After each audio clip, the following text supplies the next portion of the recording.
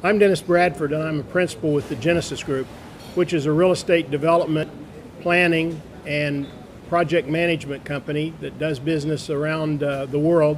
And more particularly, we've done a lot of business in the Caribbean since the early 1990s, and we are now doing business also in Central and South America. We have done business on a lot of Caribbean islands, and one of the most beautiful, but one of the poorest, has been the Haiti portion of Hispaniola, and it's really needed to be brought back into the modern world. And I think that that's something that has been started by groups like Project Eden, and I also think that since the earthquake, the needs have become much greater than they were prior to the earthquake. Prior to the earthquake, some of the real problems here in the island were the fact that the people had not been properly educated, that the country, although rich in resources and rich in the kind of people that it had, really didn't have the knowledge or the ability to join the modern world. And it had been cut off from the modern world for a number of years because of what was perceived to be poor leadership and corrupt leadership. Even though the people were good, the leaders and the people running the country were perceived not to be.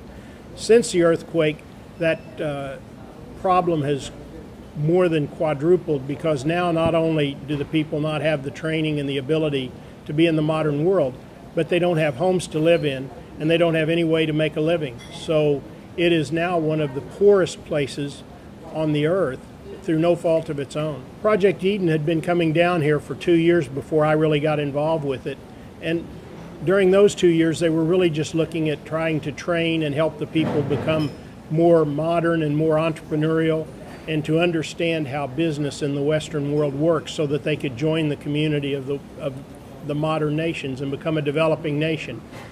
Since the earthquake, they really have stepped up what they've been doing, and now we are looking at building a community here that would be self-sufficient and could grow, and hopefully we can train the people in that community so they can actually build additional communities here in Haiti with their own money in their own hands and their own management. So our goal would be to train people to run a community and then build another community like theirs, and eventually Haiti could bring itself into the developing world. Well, in addition to the money that's coming into Haiti because of the governments around the world that are putting money in because of the earthquake, and in addition to the money coming in from the non-governmental organization, there's a lot of opportunity here that's purely business and purely driven by the fact that there are no infrastructures left generally in this area of Port-au-Prince. So someone is going to build, either as a charity or for profit or a combination of both, all the infrastructure in this community and the surrounding area. So what I see as an opportunity for business is to come down here and build this infrastructure, and then also supply these people with the knowledge to make money and then become a market.